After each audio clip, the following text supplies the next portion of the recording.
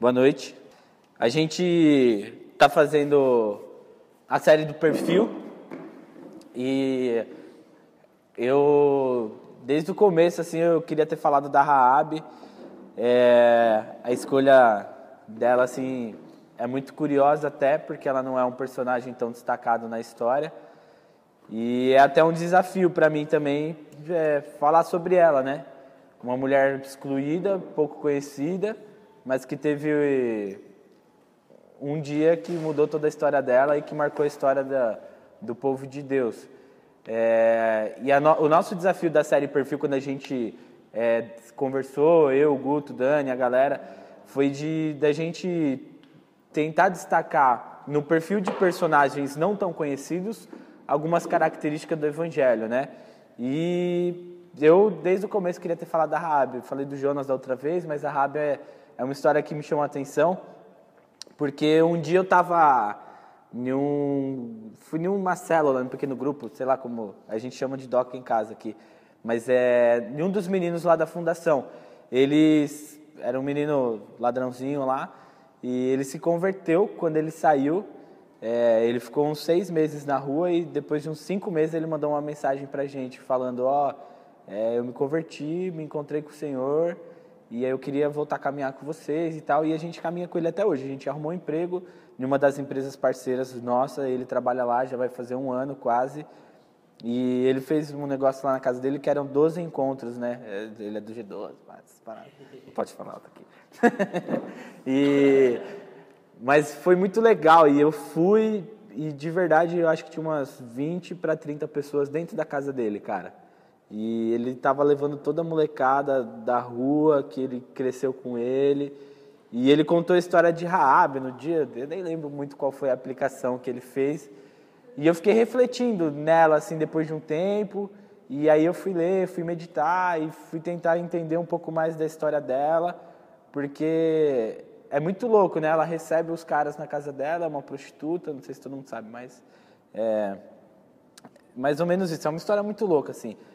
Eu não sei se vocês sabem, eu também não sabia, não sabem, é bem difícil saber isso.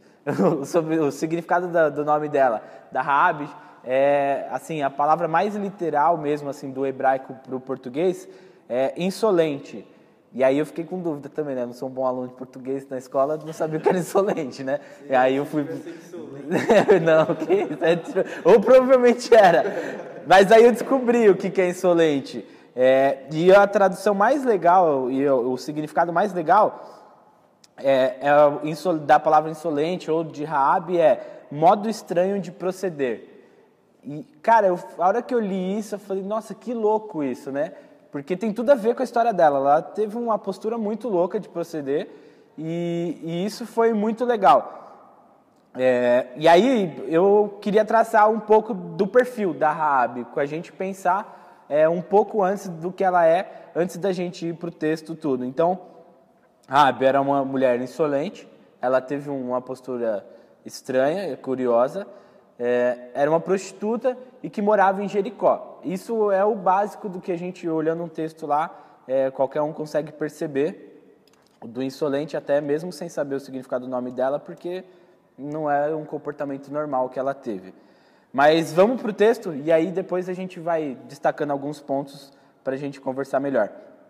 Fica se você quiser abrir sua Bíblia, Josué 2, de 1 a 21. O texto é meio longo, eu vou ler ele... Josué 2, do 1 ao 21. Eu não sei quantos de vocês viram o Guto pregar semana passada. Um capítulo antes, praticamente. Um capítulo não, né? Mas é um fato antes da história que o Guto narrou. E a gente vai até destacar algumas coisas que o Guto já falou também. Então eu vou ler, tá? Então Josué, filho de Num, enviou secretamente de Sitim 2 espiões e lhes disse: vão examinar a terra, especialmente Jericó. Eles foram e entraram na casa de uma prostituta chamada Raabe e ali passaram a noite. Só para a gente se situar no texto, eles não foram à toa para a casa de Raabe. Por ela estar provavelmente perto, provavelmente não, ela está perto dos muros da cidade que é uma região bem periférica da cidade já, e era um lugar comum de parada das pessoas lá. Nos livros, nos comentários, eles citam muito que provavelmente era uma espécie de albergue. Quem chegava de uma viagem provavelmente pararia ali para se alimentar, para descansar. Ela poderia ter alguns leitos ali. É muito parecido com o lugar de onde Jesus nasce, né? Que os pais José e Maria vão procurar uma hospedaria, mas a hospedaria está sem quarto, então eles vão lá pro chiqueiro da hospedaria. É um lugar muito parecido, então quem está chegando de viagem para ali. A única diferença é que tinha um entretenimento feminino nessa casa aí, né? Além da hospedaria, algumas prostitutas, alguns lugares, algumas pessoas tinham esse produto para vender ali também. Vamos continuar. Todavia, o rei de Jericó foi avisado. Alguns israelitas vieram aqui esta noite para espionar a terra. É por isso que era um lugar comum, porque tão logo o rei ficou sabendo. Então outras pessoas da cidade viram os caras e já ganharam a cena e chegou no rei isso muito rápido, naquela noite mesmo.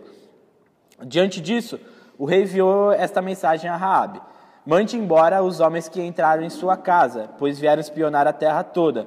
Mas a mulher que tinha escondido os 2 homens respondeu: é verdade que eles vieram até mim, mas eu não sabia de onde eles tinham vindo. É uma fala até meio... ela querendo se pôr no lugar dela, né? De prostituta, né? Ó, eles vieram até a minha casa mesmo, eles passaram por aqui, mas eu não estou muito sabendo de onde eles vêm, nem estou preocupada com isso. Ao anoitecer, na hora de fechar a porta da cidade, eles partiram. Não sei por onde foram. Corram atrás deles, talvez os alcancem. Ela, porém, os tinha levado para o terraço e os tinha escondido sob os tolos de linho que havia arrumado lá. Os perseguidores partiram atrás dele pelo caminho que vai para o lugar da passagem do Jordão. E logo que saíram, a porta foi trancada. Só para destacar também aqui, para situar a gente, nesses últimos 2 versículos, 2 vezes fala do portão da cidade ser fechado. Logo quando termina a conversa de Raabe com os caras do rei, ela fala, corram antes que o portão se feche, e depois quando a conversa termina, fala, eles saíram e o portão foi fechado. Então, essa do portão é um negócio importante para a gente olhar para a história. Por quê? Se os caras saíram, eles estão fora da cidade, mas eles ficaram dentro na casa de Raabe e o portão foi fechado, então não tinha mais o que fazer. Os caras estavam lá dentro e iam ter que passar aquela noite lá dentro. Antes dos espiões se deitarem, Raabe subiu ao terraço e lhes disse: sei que o Senhor lhes deu essa terra. Vocês nos causaram um medo terrível, e todos os habitantes desta terra estão apavorados por causa de vocês. Pois temos ouvido como o Senhor secou as águas do Mar Vermelho perante vocês quando saíram do Egito, e o que vocês fizeram ao leste do Jordão com Seom e Og, os 2 reis amorreus que aniquilaram. Quando soubemos disso, o povo desanimou-se completamente, e por causa de vocês todos perderam a coragem, pois o Senhor, o seu Deus, é Deus em cima dos céus e embaixo da terra. Jurem-me pelo Senhor que assim como eu fui bondosa com você, vocês também serão bondosos com minha família.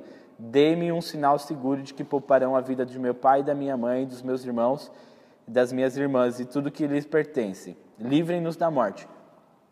Outro ponto importante, no Oriente existe uma cultura familiar, é um negócio muito louco isso, e eu aprendi isso em alguns filmes de guerra e depois eu fui pesquisar. Depois, se vocês quiserem assistir os filmes, vocês conseguem perceber isso. Qualquer pessoa que peça abrigo a uma outra, e por mais que seja inimigo da família ou qualquer outro tipo de inimigo, quando ela pede abrigo na casa de uma família, essa família é meio que obrigada a receber ela na casa. Então, é bem provável que tenha acontecido isso com os espiões e a Raabe. E a Raabe prontamente recebeu eles e foi bondosa com eles. E aqui ela usa isso como moeda de troca. Eu fui bondosa com vocês e eu espero que vocês sejam comigo também e livra-nos da morte. Porque ela já sabia do que ia acontecer. As nossas vidas pelas de vocês, os homens lhe garantiram. Se você não contar o que estamos fazendo, nós a trataremos com bondade e fidelidade quando o Senhor nos der a terra. Então Raabe os ajudou a descer pela janela com uma corda, pois a casa em que ela morava fazia parte do muro da cidade. E lhes disse: vão para aquela montanha, para que os perseguidores não os encontrem. Escondam-se lá por 3 dias até que eles voltem. Depois poderão seguir o seu caminho. Os homens lhe disseram: estamos livres do juramento que você nos levou a fazer, se, quando entrarmos na terra, você não tiver amarrado esse cordão vermelho na janela pela qual nos ajudou a descer, e se não tiver trazido para a casa o seu pai e a sua mãe e os seus irmãos e toda a sua família. Qualquer pessoa que sair da casa será responsável por sua própria morte. Nós seremos inocentes, mas seremos responsáveis pela morte de quem estiver na casa com você, caso alguém toque nessa pessoa. E se você contar o que estamos fazendo, estaremos livres do juramento de que você nos levou a fazer. Seja como vocês disseram, respondeu Raabe. Assim ela os despediu e eles partiram. Depois ela amarrou o cordão vermelho na janela. Logo em seguida que eles partiram. Vamos lá, só para situar a gente um pouco melhor no texto. O texto começa com um principal fator. Josué dá uma ordem para os 2 espiões. Eles vão para Jericó, passam lá uma noite, depois de 3 dias eles voltam para Josué. Isso é um dos principais fatores. Mas todo esse trecho fala disso em um versículo só, dessa história toda, que os caras saem, vão para lá, voltam em 3 dias depois. E aí que é o grande negócio, porque no meio disso tem o movimento deles entrando e saindo da cidade. E aí esse entrar e sair da cidade tem o negócio da Raabe de recebê-los e de hospedar eles nesse tempo que ela está lá com eles. E aí, só depois desse encontro deles com Raabe que eles atravessam o Jordão e passam os 3 dias na colina lá para os espiões voltarem. E aí o capítulo concentra 90% do texto dele nesses 2 monólogos, né? Um é da Raabe, pedindo quase que um exílio político para os caras, né? Eu vou estar aqui, mas na hora da guerra eu quero ser liberta disso. E depois o monólogo de um dos caras fazendo um acordo com ela. 90% do texto fala disso. E aí depois a gente sabe que essa história foi bem sucedida e que os 2 lados honraram o acordo que fizeram. Mas a gente quer olhar para o perfil da Raabe, né? De quem de fato era ela e qual era o comportamento que ela teve a semelhança do Evangelho, né? Que é o grande foco que eu quero ter aqui. E o primeiro, são 2 coisas, né? Que eu queria destacar do comportamento da Raabe, são 2 fatores. O primeiro fator é a escolha dela.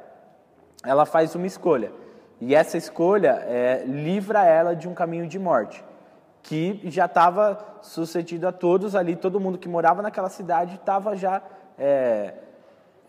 predestinado à morte já, e eles já estavam aterrorizados por isso, porque não fazia 2 dias que os hebreus chegaram perto de Jericó, perto de Canaã. Eles já estavam vendo aquilo há algum tempo, talvez alguns meses já vivendo aquilo, e eles esperando o momento que o Senhor falasse, vai lá, atravessa o rio e essa terra é de vocês.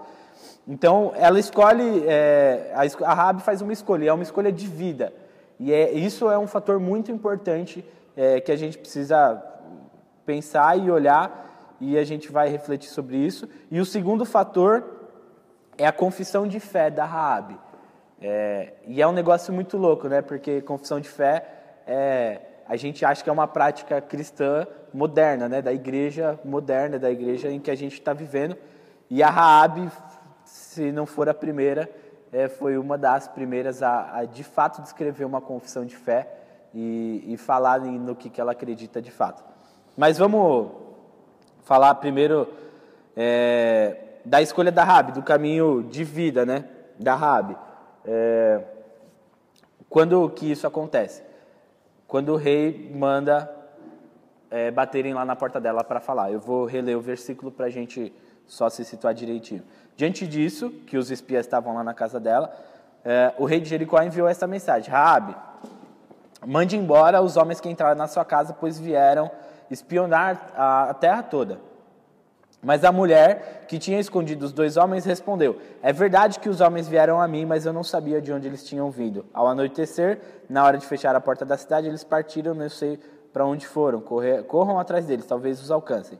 Ela, porém, os tinha levado para o terraço e os tinha escondido sob os talos de linho que havia arrumado lá. Os perseguidores partiram atrás deles pelo caminho que vai para o lugar da passagem do Jordão e logo saíram, a porta foi trancada.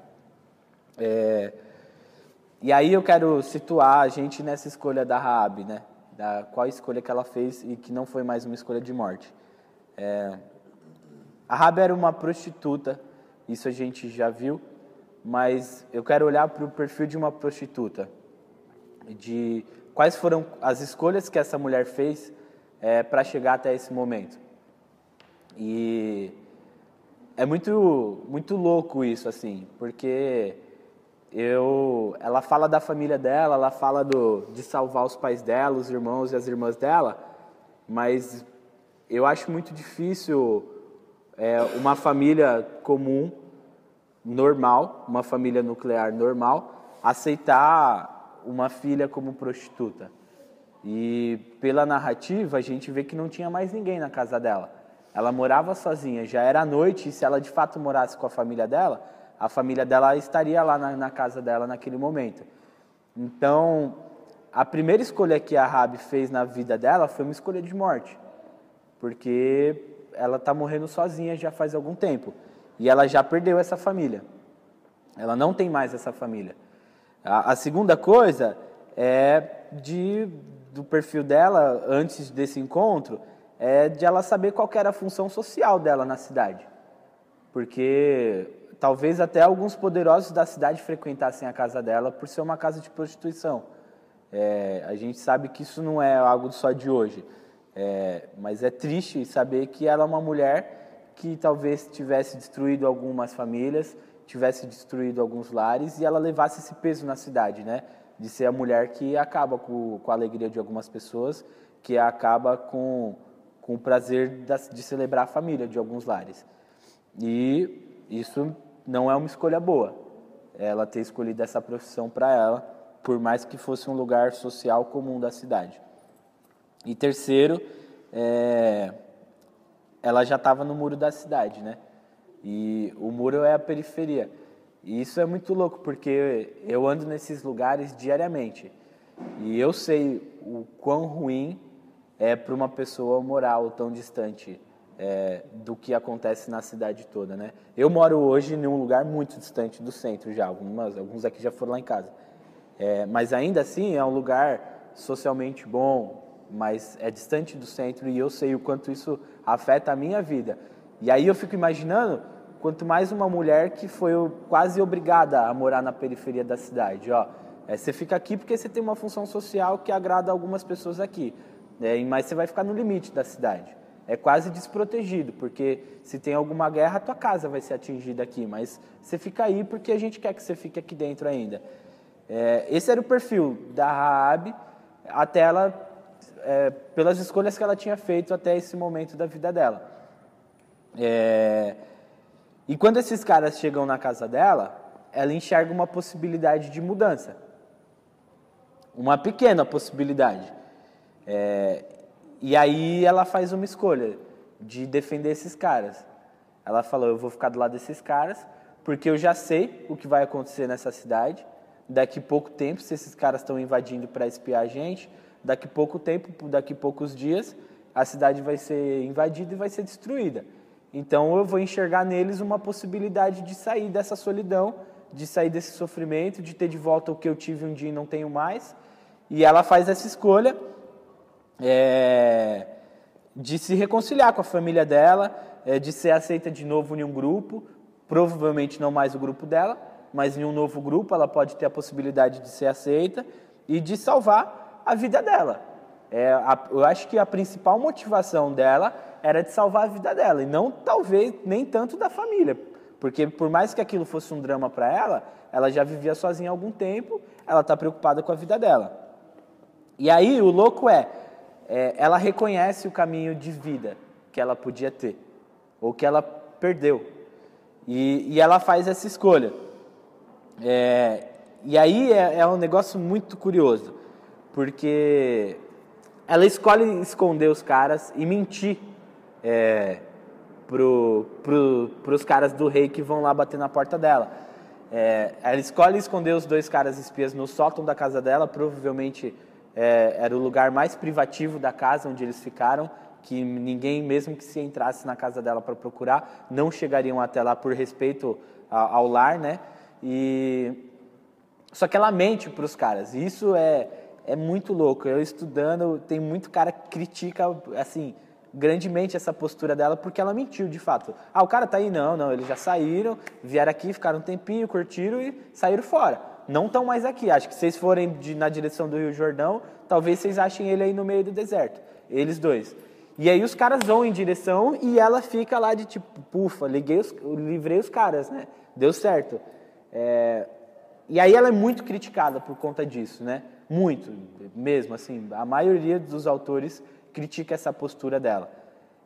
Mas eu fico pensando, assim, no perfil de uma prostituta, com todo respeito à questão da mulher, mas ela, de fato, não é uma pessoa que está se preocupando com alguns padrões éticos ou morais. Uma mentira para ela talvez fosse o menor dos problemas que ela estivesse pensando aqui, porque ela já vive uma mentira há alguns anos. Ela já vive uma mentira há algum tempo, uma mentira em que ela passou a viver sozinha, uma mentira em que ela passou a sofrer. Então, falar para o cara que os caras não estão mais aqui, talvez fosse até rotineiro para a vida dela isso, né? De alguma mulher ir procurar o marido lá, de, sei lá, qualquer outra questão. Tá aí? Não tá. Entendeu? E ela faz essa escolha que foi boa. Eu acho importante a gente ressaltar isso, né? Porque eu, de fato, não esperava outro comportamento, não esperaria um comportamento diferente. Porque a motivação dela não foi ruim. A motivação dela, e não estou justificando a mentira, tá, gente? Que vale, mas é que eu não espero nada dela, mas a motivação dela não estava no partir do lugar errado. E aí foi isso que aconteceu, e essa é a primeira escolha que a Raabe faz, né? De optar. Eu estou enxergando uma possibilidade de vida, eu estou enxergando uma possibilidade de recomeço, e eu vou jogar com ela. E aí, eu lembro de uma das primeiras vezes que eu fui para a fundação com a Silvana. Eu era voluntário ainda, e um pastor, na época, iam uns caras meio penteca lá sem pregar, às vezes, de umas igrejas, e o pastor pregou em João 3,16, né? Que Deus amou tanto o mundo, que deu seu único filho, para que todo aquele que nele cresce não morra, mas tivesse a vida eterna. Mas tenha, né? Não tivesse. E aí a grande fala do pastor, ele pregou, ele falou, mas ele terminou exaltado mesmo, assim, gritando para os meninos, ninguém mais precisa escolher um caminho de morte. Ninguém mais precisa escolher um caminho de solidão. Porque eu olho para os meninos lá, essa é uma fala rotineira que eu tenho com eles, né? Eles vivem no meio deles, entre eles, é um negócio muito louco, porque tem esse negócio do crime, de você faz parte agora, você está aqui, você é um de nós, você é irmão, mas se você pergunta para ele se ele está sozinho lá dentro, ele fala que está. E isso eu acho que é um dos maiores dramas do homem, né, sozinho. A gente vive junto, mas eu me enxergo sozinho. E isso é uma crise muito louca, né? Porque o menino está lá, ele vai passar 1 ano, 9 meses preso lá, mas ele está sozinho. E ele está sofrendo sozinho no meio dos irmãos dele, segundo eles, né? E o pastor gritava, ninguém mais precisa sofrer, ninguém mais precisa morrer, ninguém mais precisa escolher um caminho de dor, de sofrimento, de morte. E ele gritava, e aí foi muito louco, né? Porque aí os meninos se convertem, né? Eles ajoelham, eles choram, se abraçam, é um negócio muito louco. Mas eu lembro desse pastor e eu enxergo a Raabe ouvindo isso. Por quanto tempo ela escolheu o caminho da solidão, por quanto tempo ela escolheu o caminho da dor, do sofrimento, da exclusão, do preconceito. E aí ela escuta isso e ela fala, cara, eu não preciso mais escolher isso, porque em Jesus todo mundo tem vida agora. Porque se alguém tivesse que morrer, ele morreu. Então eu vou me jogar nessa parada aí e eu vou escolher um caminho de vida. Eu vou escolher um recomeço em que eu posso fazer as escolhas que eu fiz errada lá atrás de novo e escolher a vida e não mais a morte. E aí é a mágica, né? Porque o Evangelho possibilita diariamente que a gente faça as escolhas de vida e não mais de morte. Todo dia a gente tem a possibilidade de acordar e escolher. Hoje eu faço um caminho de vida e não mais de morte. Porque a morte é uma realidade para a humanidade toda desde o pecado. E a gente se encontra com ela diariamente.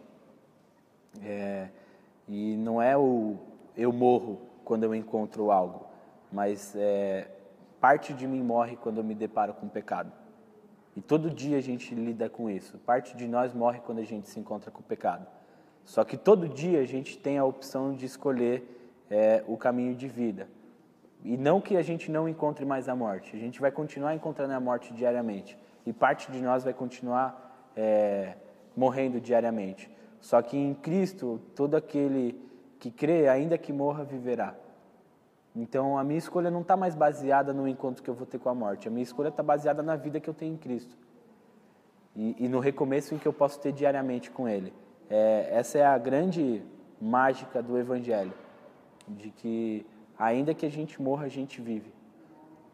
E diariamente a gente tem a opção da vida e não mais da morte. E a Raabe escolhe esse caminho de vida. E ela se joga nisso, para não estar mais sozinha, por mais melhor acompanhada que ela estivesse, para ter uma família de volta, porque ainda que ela tivesse a dela, ela não pertencia mais àquela família, e para ser aceita de novo num lugar em que ela nunca foi aceita, por mais que eles quisessem que ela ficasse lá. E aí, dessa primeira parte, que é a escolha da Raabe, eu queria que vocês gravassem, e essa é a frase da mensagem inteira de tudo que vocês têm que levar daqui hoje, é isso. Que o Evangelho possibilita diariamente que a gente faça escolhas de vida e não mais de morte. Isso é de verdade algo que me faz me converter todo dia. Porque cada um tem sua luta e vive ela diariamente. Só que diariamente a gente tem a possibilidade de colocar isso no braço do nosso Senhor. E falar, eu estou escolhendo a vida que está em você e não a morte que existe em mim. E isso faz toda a diferença. E a Raabe optou por isso. E aí com isso ela teve de volta a família, ela teve de volta o lar e ela teve de volta o grupo em que ela estava inserida. Não mais, talvez, o mesmo lá de Jericó, de Canaã. O segundo ponto e o mais surpreendente da Raabe, a confissão de fé e as ações que ela tomou depois disso. E aí o texto fala assim: a Raabe subiu ao terraço e lhes disse: sei que o Senhor lhes deu essa terra. Vocês nos causaram um medo terrível. E todos os habitantes desta terra estão apavorados por causa de vocês. Pois temos ouvido como o Senhor secou as águas do Mar Vermelho perante vocês quando saíram do Egito, e o que vocês fizeram ao leste do Jordão com Seom e Og, os dois reis amorreus que aniquilaram. Quando soubemos disso, o povo desanimou-se completamente por causa de vocês todos perderem a... Quando soubemos disso, o povo desanimou-se completamente, e por causa de vocês todos perderam a coragem, pois o Senhor, o seu Deus, é Deus em cima nos céus e embaixo na terra. Jurem-me pelo Senhor, que assim como eu fui bondosa com vocês, vocês também serão bondosos com a minha família. Dê-me um sinal seguro de que pouparão a vida do meu pai, da minha mãe, dos meus irmãos, das minhas irmãs e de tudo que lhes pertence. Livrem-nos da morte. A nossa vida pela de vocês, os homens responderam. Se você contar, estamos fazendo, nós trataremos com bondade e fidelidade que o Senhor nos der na terra. Isso é muito louco. Tudo que a Raabe fala tudo, literalmente. O que ela narra nessa narrativa já foi narrado em outros momentos históricos do povo de Israel. É muito louco isso. Isso na teologia chama paralelismo. A história se repete e é muito cíclico isso, e o tempo todo até as mesmas palavras que são usadas na narrativa são as mesmas. É muito louco. Outra curiosidade muito legal e que vale para a gente colocar agora no perfil da Raabe, que entendeu o fator de que ela pode escolher um caminho de vida, ela foi honrada com isso e é muito legal. Ela é a mulher que tem o maior espaço na Bíblia em uma narrativa feminina. É o maior trecho que, de fato, uma mulher fala na Bíblia inteira. Ou um dos maiores, desculpa se eu falar isso, mas eu não achei, eu ainda procurei. Mas isso é muito curioso, porque até alguns amigos meus falam que a Bíblia foi escrita em um tempo muito machista, né? E, de fato, em alguns momentos mas é muito legal ver que nesse momento, que era um momento muito patriarca, uma mulher tem um espaço tamanho para falar, para conversar e para expor, de fato, a confissão de fé dela, que ela começa dizendo, eu sei do Senhor, eu reconheço os feitos dele, e isso é muito legal, sendo ela ainda uma prostituta, e de um povo que vai ser destruído pelo povo de Deus, e ela ter esse momento que marca aí a história, e essa postura muito legal dela, de fato, eu vou escolher estar do lado de vocês. A gente vai entender por quê. A fala começa com essa fala dela, da confissão de fé dela, começa falando sei que o Senhor lhes deu essa terra. E esse verbo saber, eu sei, ele contrasta com a fala dela dos caras do rei. Eu não sei onde eles estão. E aí a gente já vê uma grande mudança, né? Porque a Raabe, que não tinha escolhido o caminho da vida, não ligava para mentira. E agora ela falando que sabe, é o primeiro passo de mudança, tudo que eu estou dizendo que eu sei agora é o que de fato eu acredito e é uma prova da mudança que eu quero ter, da postura, né? Na narrativa a gente já percebe isso. Lá ela não liga e fala, eu não sei. E essa fala ela já começa falando, eu sei que o Senhor lhes deu essa terra. Ela já afirma e diz do conhecimento que ela tem e não engana nada do que ela vai falar. Isso é muito curioso. E aí ela fala que eles ficaram, todo o povo de Jericó ficou aterrorizado com o que eles ficaram sabendo do povo de Deus. E aí é uma questão só curiosa do paralelismo. Em Êxodo 15, versículo 15, essa mesma fala diz ficaram aterrorizados, paralisados, é o mesmo verbo hebraico lá, né? Aí as traduções são na nossa língua. A Raabe cita um verso que eles chamam de Cântico do Mar, que o povo hebreu cantava, de que no dia em que eles atravessaram o Mar Vermelho, eles cantavam isso na travessia, durante a travessia, de que o Senhor ia abrir o mar e todo o povo ficou paralisado.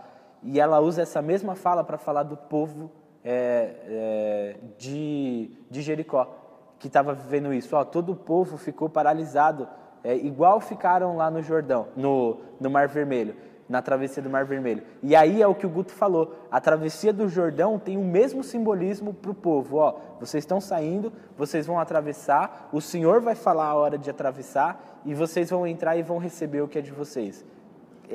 Eu achei isso surpreendente, vindo de uma mulher como a Raabe. Ter tal conhecimento, porque ela diz que sabe disso, e usar as mesmas falas que eram do povo, sabe? Era quase uma cantiga popular, esse Cântico do Mar. E ela usa a mesma frase, o povo ficou aterrorizado. E aí eu fico imaginando, quando os espias escutam isso, né? De tipo, caraca, o que essa mulher está falando? Se isso é muito cultural nosso, sabe? Isso é muito parte do que a gente é nos últimos 40 anos. E ela vem e cita isso aqui e vai acontecer de novo a mesma coisa, porque eles já sabiam e eles estavam só esperando o momento de fazer a travessia do rio. E aí é muito legal, né? Essa postura dela. Outra coisa é que ela relata o fim trágico de todos os que enfrentaram o povo de Deus. E aí ela fala que ela sabe disso também, né? Que ela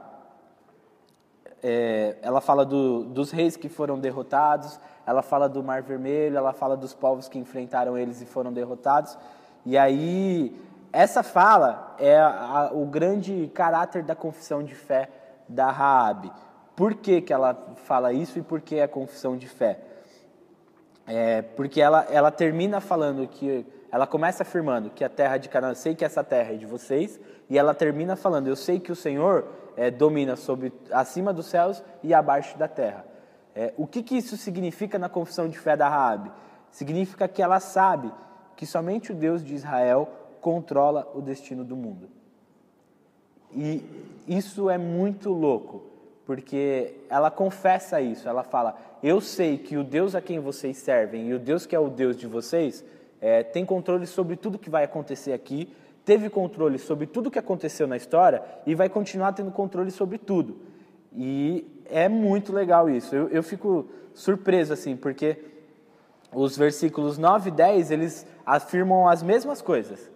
E ela só aplica eles em situações diferentes. Uma que é a primeira, que o Senhor deu essa terra. Ela fala só do que vai acontecer.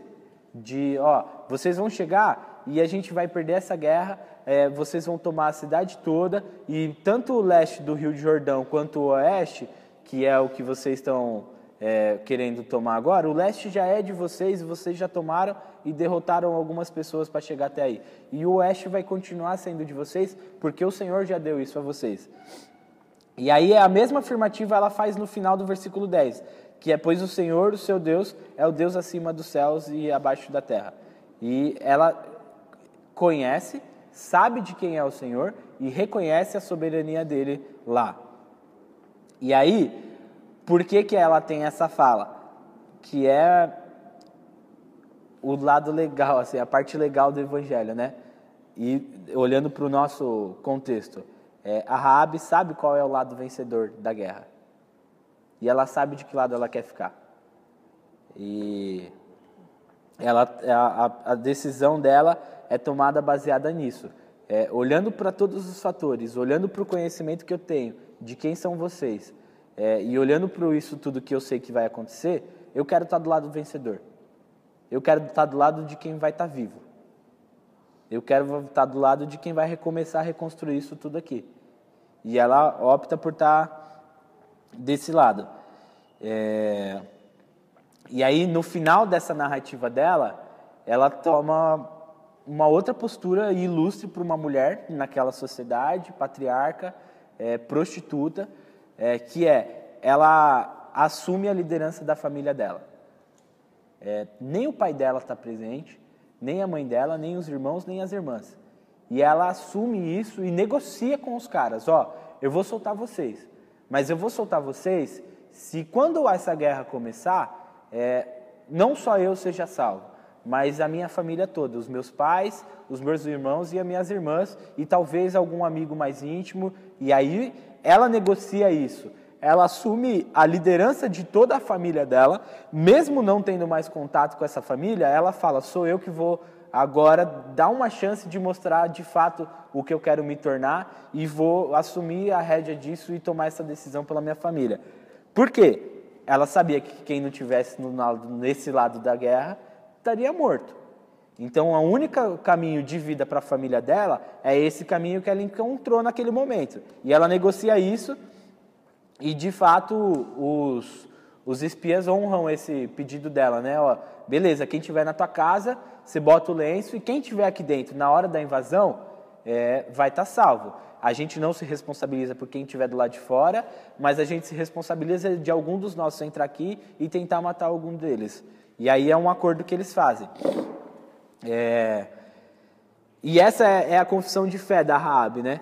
A confissão de fé ela sabe quem é o Senhor, ela sabe dos feitos do Senhor, ela reconhece quem Ele é e ela se entrega para o que Ele é de fato. E aí, o exemplo dela eu acho que é quase uma das bases para o Novo Testamento de confissão de fé. E aí o próprio Paulo usa desse caráter de confissão de fé para o meio da salvação, né? A confissão de fé é isso. Eu não sou presbiteriano, minha confissão de fé é uma parada diferente, mas para o presbiteriano é assim.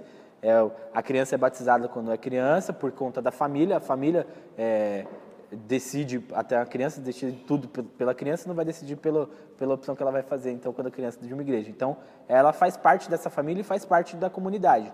E quando ela tem uma maturidade maior do entendimento do que de fato é a escolha dela do evangelho, ela confessa isso para a comunidade e para a família e para a sociedade, dizendo, eu sei quem é o Senhor, eu sei dos feitos dele e eu quero servi-lo, é assim que eu vou caminhar. E a Raabe foi a primeira que fez isso. E isso vai para o Novo Testamento, e em Romanos 10, 9, é um versículo bem famoso também, que fala assim, se você confessar com a sua boca que Jesus é o Senhor e crer em seu coração que Deus ressuscitou dentre os mortos, será salvo. Então, a Raabe é o primeiro exemplo, isso é muito legal, gente, é o primeiro exemplo da pessoa que confessa sobre a fé dela com a boca, e essa confissão traz a salvação para ela. E isso é um fator que cresceu na história do povo de Deus, chegou no cristianismo, e hoje é comum na nossa igreja isso, né? No meio cristão, a gente fazia a confissão de fé. Na Igreja Batista, a confissão de fé era diferente. Eu fazia isso, acho que era 1 ou 2 dias antes do batismo, que aí são as mesmas coisas que acontecem no presbiterianismo, mas é só confessar lá e... é pouca coisa diferente. Mas é isso. E aí o exemplo que eu tenho disso, como tudo começou lá na fundação, eu peguei todos os exemplos da fundação hoje, né? O porquê que eu lembrei da Raabe, foi na casa do menino, o exemplo lá de cima do pastor. E aí o outro, que é muito curioso isso até. No crime, eles chamam o crime das escolhas, né, que eles fazem, né? O único jeito de um cara que está envolvido com alguma facção criminosa, em alguma organização ou qualquer outra coisa, o único jeito do cara falar eu quero sair é o cara se tornando crente, cristão. É o único jeito. Ou morto, né? Tem essas duas opções. Mas o cara não pode escolher de quero sair. Tô de boa, cansei, vou cuidar da minha família. Os caras vão falar, você vai cuidar da tua família, tudo bem, é uma escolha legal, mas a gente ainda vai precisar de você em algumas coisas, e ele sempre vai ter que estar de prontidão para isso. Claro que existem as ressalvas de tudo isso, tá, gente? Não é... Quanto mais eu não sou conhecedor disso tudo, né? Mas é uma cultura deles isso. E eu acho legal isso, né? De que o único jeito respeitoso do cara sair é o confessando o que ele é. É o confessando no que ele crê. Confessando do que de fato ele sabe quem é o Senhor. E aí é o negócio, né? Você confessa, todo aquele que confessar será salvo. E o cara que confessa está liberto do caminho de morte. O cara que confessa está liberto de uma escolha ruim que ele fez no passado. Seja ela o mais doloroso possível que ela possa ter sido. Mas até numa organização criminosa, vamos olhar assim, até numa organização criminosa, aquele que confessa o Jesus como seu Senhor está liberto, está salvo. E isso eu acho magnífico, assim. E eu tenho o privilégio de, por conta do meu trabalho, testemunhar alguma dessas confissões de fé de algum dos meninos e, de fato, ver o que o nosso Senhor pode fazer na vida de uma pessoa. E aí eu repito o que eu falei no ponto anterior, né? Que o Evangelho possibilita diariamente que a gente faça essa escolha de vida e não mais de morte. A Raabe teve uma vida inteira de escolha de morte, ou talvez boa parte dessa vida, a gente não sabe quantos anos ela tinha, mas ela teve um breve momento, talvez alguns segundos que ela teve de abrir a porta da casa dela e pensar, qual que é a decisão que eu vou tomar agora? E ela enxergou nisso o caminho de vida naquele dia. E ela consegue salvar a ela e a toda a família dela. O capítulo 6, versículo 22 e 23, fala do Josué honrando a palavra dos espiões que entraram na casa de Raabe, que foram até Jericó. Eu acho um negócio curioso até, né? Porque imagina uma invasão de uma cidade, não é um negócio calmo, que o cara para e fala, vamos achar a Raabe aí no meio da cidade. Era o caos de uma cidade em guerra, era o caos de uma cidade sendo incendiada, uma cena muito parecida com isso que aconteceu, eu acho que é do filme Troia, né? Quando eles descem do cavalo e começam a destruir a cidade inteira. E é aquele caos acontecendo, e aí o Josué se lembra do compromisso que ele fez, que os espiões dele, os homens de confiança dele fizeram, e falam, vão lá até a casa de Raabe e libertem ela e toda a família e todo mundo que estiver lá na casa dela. E aí os caras vão lá e provavelmente, eu acho que deve ter sido até os caras que entraram, né? Aqueles dois caras chegam no meio daquele caos e falam, você está liberta. Deve ter sido um momento muito legal, assim, né? Deveria ser uma honra para o cara poder honrar um compromisso desse, né? Eu vou lá e eu vou tirar ela daqui. E ele vai lá e tira ela de lá e tira todo mundo. E nessa escolha, e eu vou repetir de verdade, todo dia a gente tem a opção de escolher o caminho de morte, de vida e não mais de morte.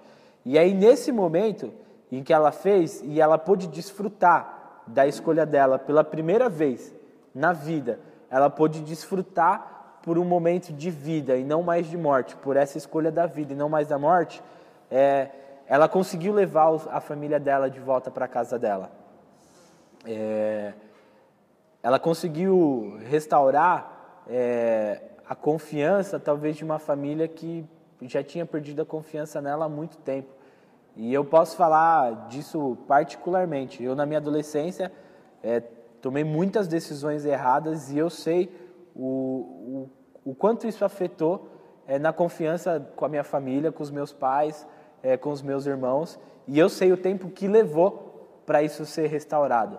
Então, eu acho isso um fator muito importante e foi o que eu mais, desde o dia que eu fui lá na casa do William, foi o que eu mais fiquei refletindo. Eu falei, cara, ela fala da família dela, mas ela não tem mais família, né? E ela consegue restaurar isso com a escolha de vida, né? O segundo é que ela não tem mais problema no meio que ela vive, porque ela é levada para o povo de Israel junto, né? A viver junto com eles.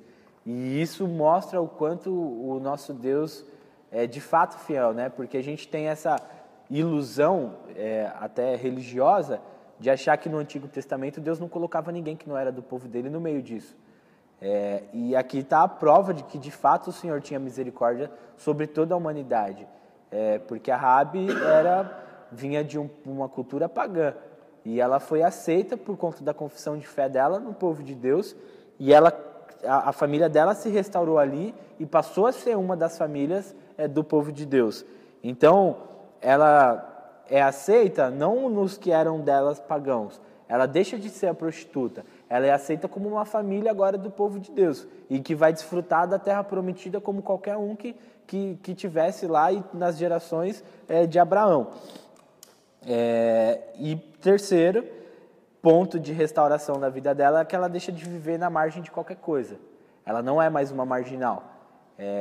Ela é uma das famílias que vai ter o privilégio de construir uma civilização, de construir uma cidade, de construir um país, de construir uma história que é marcada com tantas raízes na história da humanidade que a gente vê isso até hoje. O povo de Israel, o país de Israel, Raabe foi uma dessas pessoas que deixou de viver à margem, mas foi construir de fato o centro de uma das coisas, um dos centros principais da humanidade, né? Da história da humanidade. E aí eu fico pensando assim, né? O quão sábio a Raabe foi, porque ela não era a única que sabia na cidade do que ia acontecer. Ela sabia, quase toda a cidade sabia que o povo de Deus estava ali prestes a destruir tudo. E ela era uma das outras também que sabia. E ela fez essa escolha de ser salva e de que queria o recomeço. E eu olho para a gente e fico pensando assim, o quanto que a gente sabe, e aí eu digo de um saber de intelecto mesmo, né? O quanto a nossa geração, de fato, sabe desse Senhor, o quanto a gente enxerga os feitos dele, o quanto a gente reconhece ele na história, mas a gente não faz uma escolha de se jogar de verdade nesse caminho de vida e não mais de morte. Porque eu falo por mim mesmo, né? Eu vou fazer 11 anos que eu me converti, e eu até o mês passado tinha alguns aspectos da minha vida de que eu não quis tratar. E o Senhor me mostrou da forma mais difícil algumas coisas que eu precisava tratar.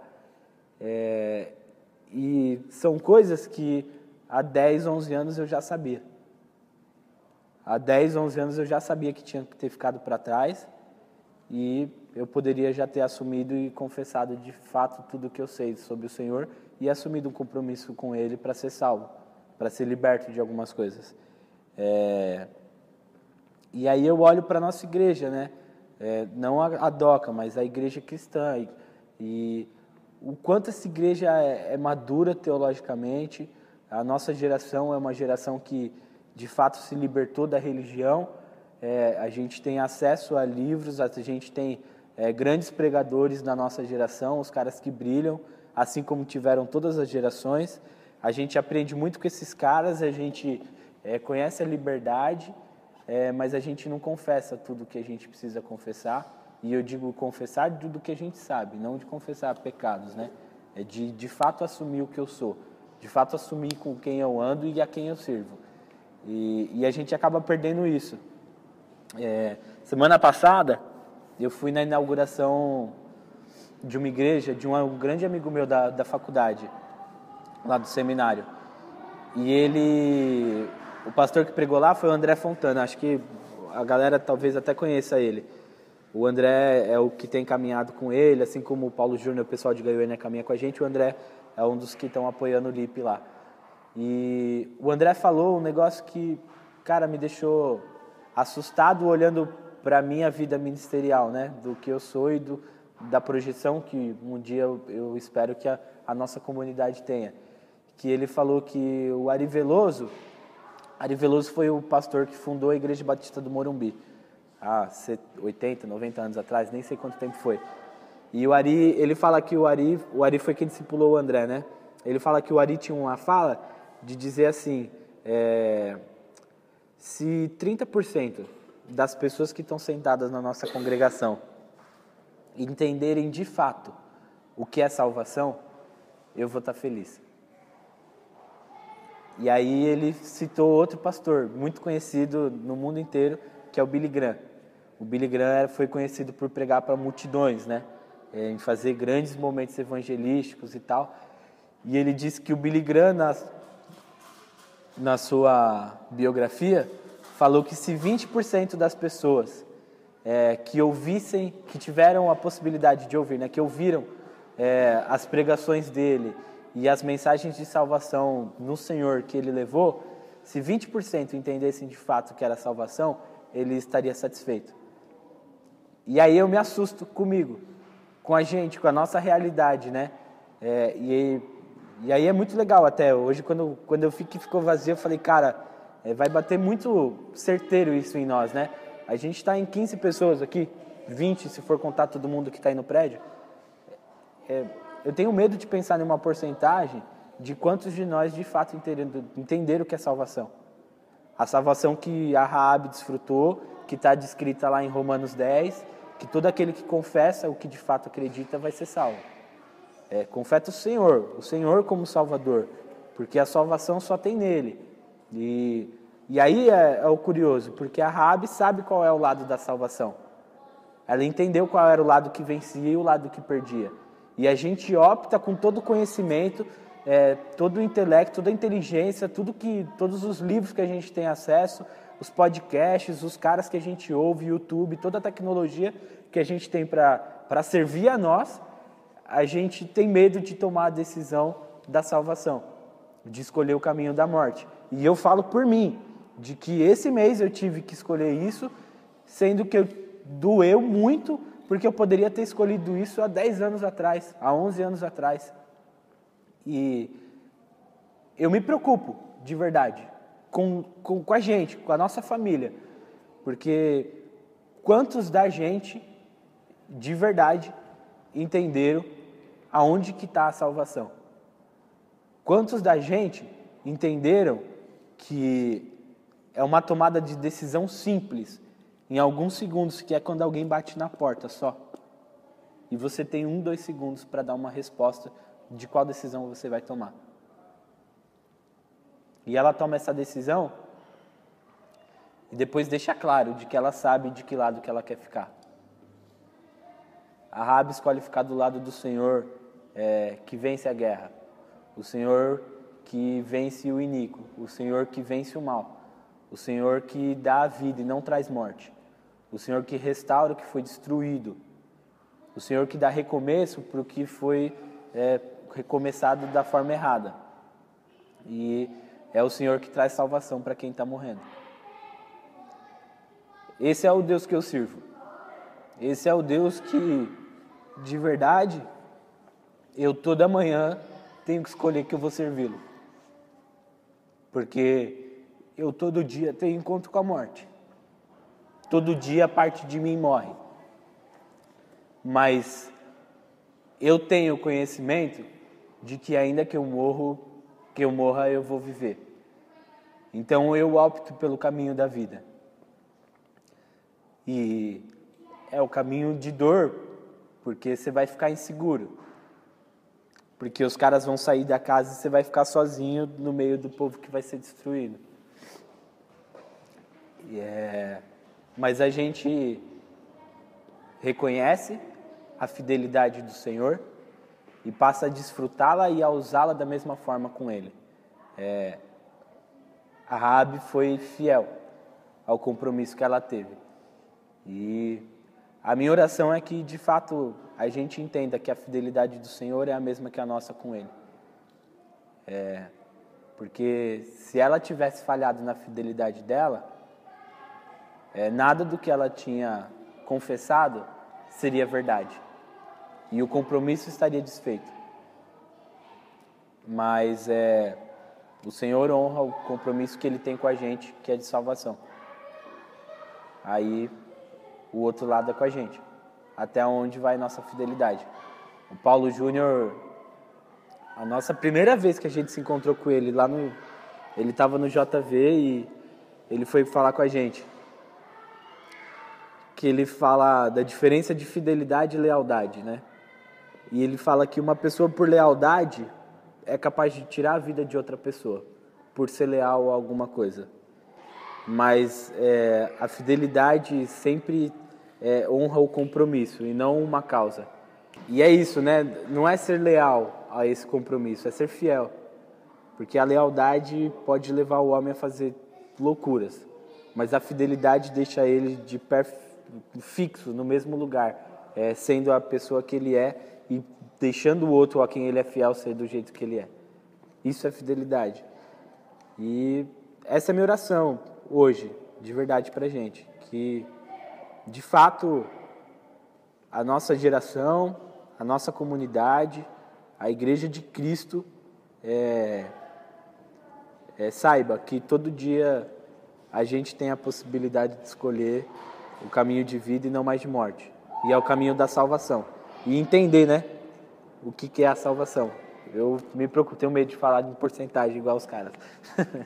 Mas é isso. Deus abençoe vocês.